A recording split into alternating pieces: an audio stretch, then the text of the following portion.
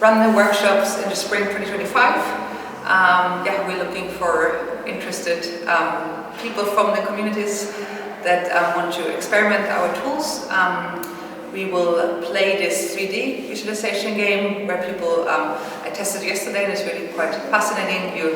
You put on a virtual reality glasses and then you can really see, you really feel like you're in your surroundings.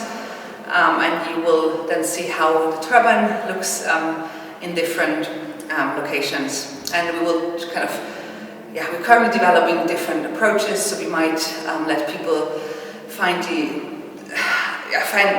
let them play a game where they need to meet a certain demand locally with wind energy, or where they can possibly see also trade-offs between different technologies and then cost as well. So it's really going to be interactive.